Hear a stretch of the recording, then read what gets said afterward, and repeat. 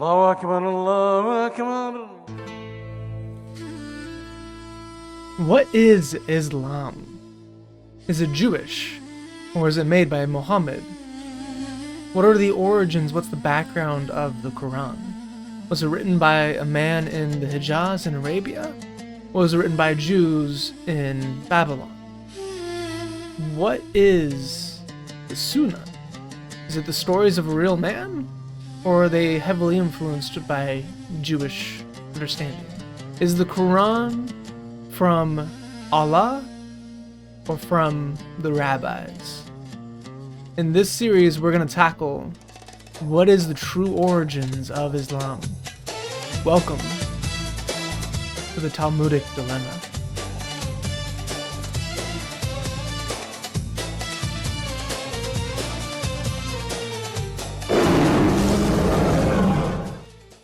Alright, this is a follow-up to the last Korah video. It's only a half a Talmudic Dilemma video, so I'm only half dressed up. I'm looking like the Onceler from the Lorax. Let's lock in. Alright, so in the last video, I went over how, obviously, Surah 2876 is stolen from Paschayim 119a, verse 12, or paragraph 12. It's just straight up copied. We can throw it on the screen right now. So that's just straight copied. And I had a comment in the comment section be like, oh, well, what if the Jews just got it right here? And I'm like, well, no, that's not like possible for it to get it right. And it's not possible for a simple reason. Math. Math doesn't work. The math don't math, my brother. Anyway, so let's go through the math of how much wealth he would have had based on the description in both the rabbinic, in the Talmud, and in the Quran, according to the tafsir. First off, the first question is the Quran being literal here, or is this hyperbole? And in the Talmud, it's very clear, yes, that's obviously hyperbole. Rashbam, even in his commentary on the section, says, yeah, obviously the number 300, it's a hyperbolic number. We see this in Chulin 90b-a,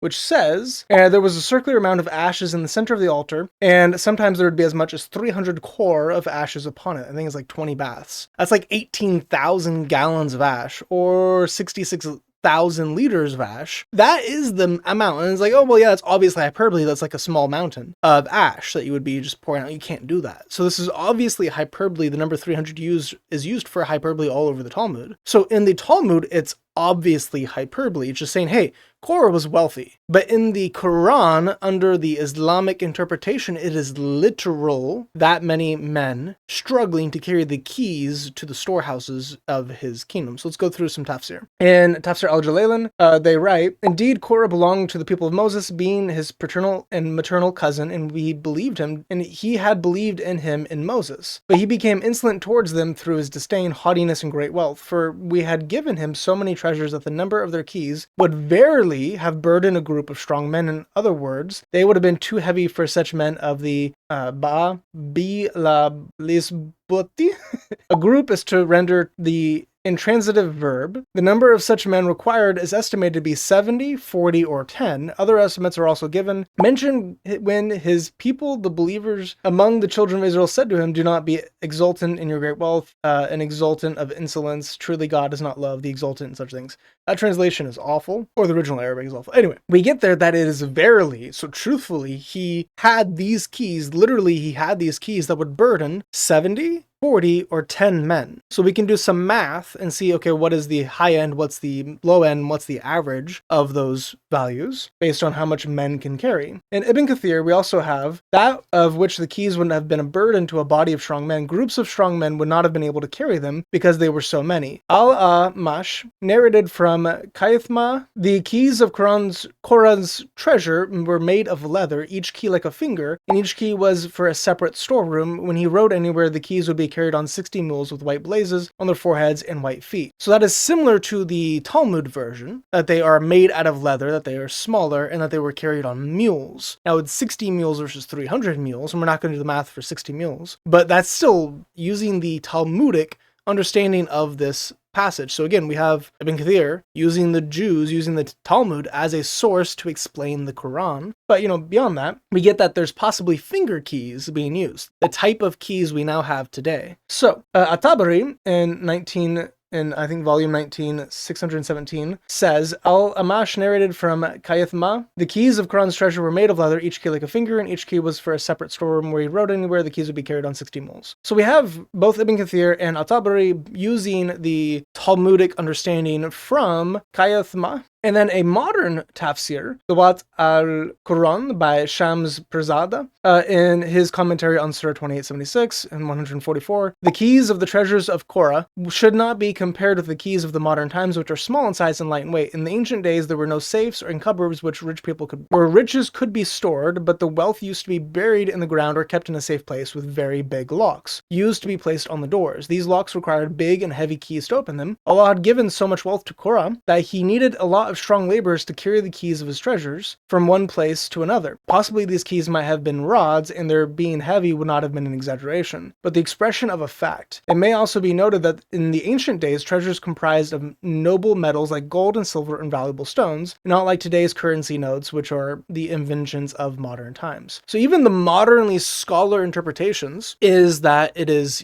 literal carrying of keys. It's literal groups of men, 10, 40, 70, literal groups of men carrying these keys. Now you have in the tafsir that is little keys, and you have later on in, obviously thinking about it, modern scholars are like, these would be like the big ancient Egyptian keys, which is what these look like. Now these are wooden with a little like leather straps to carry it because wood is like chafy on your hand. So we have wooden locks that had pin and tumbler. So it was actually really impressive how old this is. They were the original ones who invented pin and tumbler systems for locking. A lot of other civilizations at this time, and even Egypt itself, for smaller boxes, had seals on them. You'd have metal wires or another type of seal to keep the boxes closed. But the coffins, the granaries, certain houses had these actual wooden locks on it. And these wooden locks were heavy compared to like modern keys, which are only like 8 grams. The wooden lock back then was anywhere from 900 grams to a kilogram. So this would be a couple pounds of weight per key. So we're going to do some math using the big, heavy Egyptian key and also the finger key. Now, granted, the Talmudic version is obviously the finger keys because it says locks and keys were made of leather. So the locks couldn't be internal mechanisms built into the house or the door. It had to be something that could be carried, such as what was used for chests. So that the Talmudic version and the interpretation of some of the tafsir is that it is the literal finger keys. But let's steel man the Quran's position here. Is it mathematically possible from the Quran to get the amount of wealth as described of Korah according to the tafsir? My answer to that is going to be a big no. So let's go through some of the assumptions for the math. A strong man can carry around 35 to 45 kilograms of weight on long hauls. Now, obviously, we can do much more than that for like deadlifts, but just like carrying weight, whenever I had to do marches, I would carry 50 to 70 pounds of weight. That's roughly around 35 kilograms. So carrying 35 kilograms is not really a challenge, and these are supposed to be strong men. But even though they're supposed to be strong men, I'm going to discount it and say, okay, let's assume 35 kilograms to make the total number of keys carried smaller. So let's say 35 kilograms per person, and then we have 10, 40, and 70 people to work with. The next assumption is how much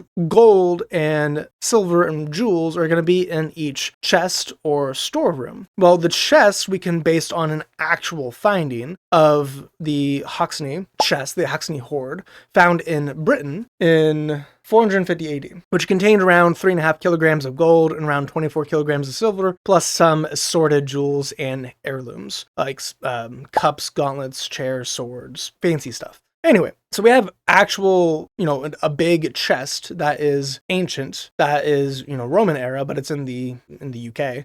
We also have a variety of other chests, other ancient storerooms to compare it to. So we have a bunch of places from Pompeii. We have some, in Menander, the house of Menander in Pompeii had 24 kilograms of silver plates, plus some jewels, heirlooms, gold and silver coins, and so on. And another treasury near Pompeii in the Boscoro had 30 kilograms of silver, but not any gold. Oh, we also have, if you want to go through ancient Egyptian sources, in the tomb of this pharaoh, I'm not going to pronounce that name, in the tomb of that pharaoh, we found 111 kilograms? 110.4 kilograms of solid gold made out of the furniture, the walls, the floor, the ornaments, and an actual gold pile. So we have a lot of gold being found in a royal treasury, essentially a coffin, of the pharaoh. So if the pharaoh has 110 kilograms per his storehouse, then we get, okay, well, that would be like the upper limits of what would have been possible. The lower limits would be 3 kilograms. So somewhere between 3 kilograms and 110 kilograms is what we're going to be working with.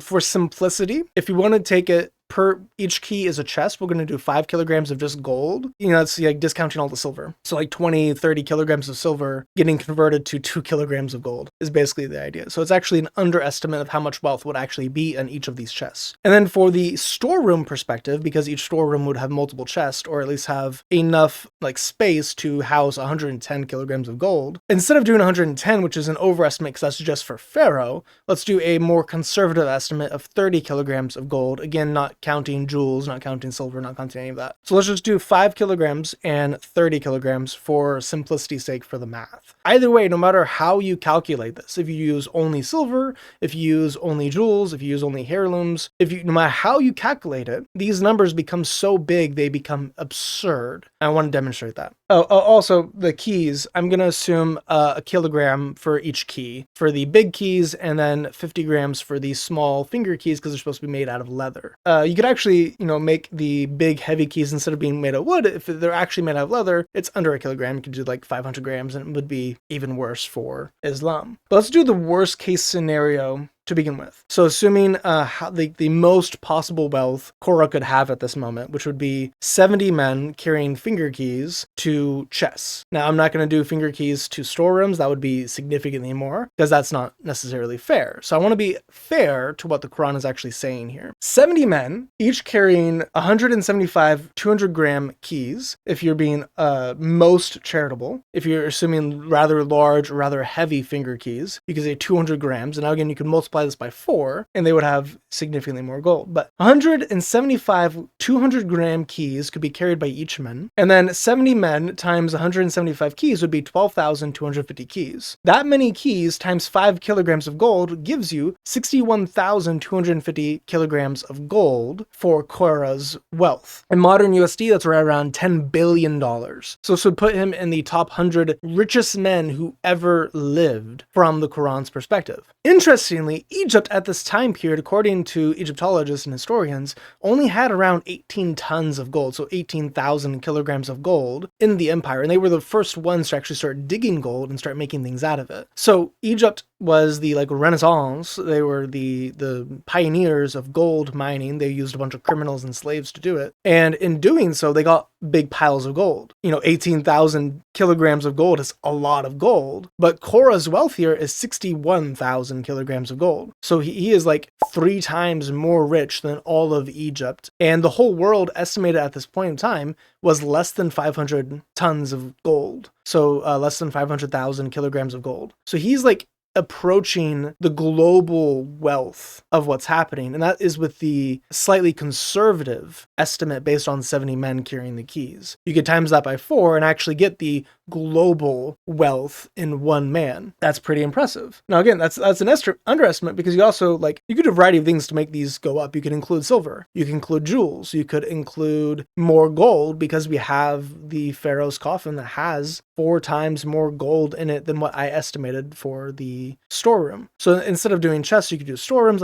You can do lots of things to make this number explode radically. But I'm trying to be as generous to the position of the Quran as possible to show that no matter how you do these calculations, it's obviously false. Now let's do it with 10 men carrying heavy keys to storerooms and see what that does. So 10 men carrying these heavy keys would give you about 35 keys. If we assume 1 kilogram, they can carry 35 kilograms, 35 keys per man. You have 10 men, that's 350 keys. So that's 350 storerooms that could be opened by this troop of men. Now, mind you, these storerooms are pretty rare. Egypt will only have a handful of them, let alone 350. So this would be like the wealth of nations already. But if we assume 30 kilograms of gold per storeroom, which is reasonable, then that would be 10,500 kilograms of gold. So it's a 6 as much as earlier, and it's around $1.7 billion in today's money. He'd still be a billionaire. He would still be the wealthiest man in the world, and he would still be wealthier than almost all the nations of the world, and many of them put together. So he still has as much gold as all of Egypt, although it is lesser. Now, it's again an underestimate by a lot. Why is this important? This is important because Egypt just straight up wouldn't have this type of gold. It wouldn't have this type of wealth available to be plundered. So with the lowest amount of people, with 10, now if you take 40, the average of those figures, if you take 40 and if you do storerooms, it becomes quite a lot. So with 40 men carrying those heavy keys, it's 1,400 storeroom keys at 1 kilogram each. 1,400 storeroom keys, let's do either 30 kilograms or even 50 kilograms if you want to up it a little bit to account more for the silver that would be available, the jewels that would be available, the heirlooms that would be available. If you say 50 kilograms of gold, which is still a reasonable estimate for these granaries being filled with treasure, if you say that would be around 70,000 kilograms of gold. That's more than before. That's around $11 billion in today's USD. So no matter how you slice it, no matter how you cut it, the underestimates of his wealth is wealthier than Egypt. So if Korah got his wealth by plundering Egypt, how does that make sense? If you take the Tafsir's version, it's even worse. If you take the Tafsir version of its leather and finger keys still opening up all these chests, and you do that many things, you just multiply it by like 10x, and then all of a sudden, Korah has more wealth than the entire world. So if you take the Tafsir, if you take the scholarly version of this story, Korah is more wealthy than the entire world. He is almost as wealthy as the Roman Empire, which is pretty crazy because they came way later after centuries, a millennia extra of digging up gold. So let's do the math of the rabbinic version, see how much gold that would be. The rabbinic version is 300 mules carrying leather finger keys. A mule can carry right around 20 to 30% of its body weight. We'll take 25% of its body weight to be an average of it, which is around 112 kilograms. It's actually 112.5 kilograms on average for what a mule could carry by itself. So you then multiply 112 kilograms by 300 and you can get how much total weight those 300 mules would be carrying. And then you can do the math for those finger keys. Let's do 50 grams per finger key. So 112 kilograms of weight being able to be carried by those mules, 50 grams, that gives you 2,250 keys per mule. 2,250 times 300 is 675,000 keys. So he had access, according to the rabbinic version, to 675,000 chests in his possession. Now, if you multiply that by 5 kilograms, that becomes an absurdly large number. Now, if we want to multiply by the real, like a realer value of the Haxi hoard, so what we found in the UK, that would be 3.5 kilograms of gold. Let's just do that math. So 675,000 multiplied by 3.5 is 2,362,500. 2,362,500 kilograms of gold. Now that is twice the amount of gold in the entire Roman Empire had at its height. The Roman Empire had at its richest point in history 1,000 tons of gold. That is 2,360 tons of gold in the possession of Korah. That is like 5x the entire wealth of the world at this point in time in the 1400s BC. So the rabbinic version is obviously hyperbole. It's obviously false. The Quranic version is obviously false, but it's treated as literal. This couldn't have happened. They didn't have enough wealth. He was wealthier than Egypt. He was wealthier than the world, depending on how you do these calculations. If you add in all the silver, if you add in the jewels, he becomes wealthier than the world. So how is it, historically, that he was able to amass this wealth, and what happened to the wealth? If Allah gave this all to him, what happened to it? Did Allah swallow it up with him whenever he opened up the earth? If that's your position, how did that affect the economy? Where did the gold come from for the golden calf? There's so many questions that are opened up by this exuberant amount of wealth, this unrealistic amount of wealth, this impossible amount of wealth for one individual to attain at that point in time. Even if he robbed all of Egypt, he wouldn't have that much wealth. Even if he robbed all the nations near Egypt, he wouldn't have that much wealth. He would have had to rob the entire world of their riches in order to have the kind of wealth described by the Quran and by the Tafsir. So what's happening here? The Quran is using hyperbole from the Jews, applies it literally, it's interpreted literally, and then it becomes a false claim. Now, we could just say, oh, he's wealthy. But no, they give specific numbers to what's happening. They give specific carriers to what's happening. So obviously this is stolen from the Jews, but it's also impossible. Why is the Quran so false? Why is it copied from Jews in this instance? I know the Muslim clip is going to be, oh, well, it's figurative, it's hyperbole. Why are none of the interpreters saying it's hyperbole? The ancient, critical, authentic, authoritative tafsir all interpret it as literal. There's actual set numbers of men, actual set numbers of animals, actual set logistics of how this wealth functioned. That doesn't scream hyperbole, that screams literal. That screams, oh yeah, it actually happened. This is a news report. It's not a explanation of a story. They treat this as literal. It can't be literal. It's stolen from Jews. This is false. Leave Islam. Come to Christ. May the grace of the Lord Jesus Christ, love of God, and the fellowship of the Holy Spirit with you always. Amen.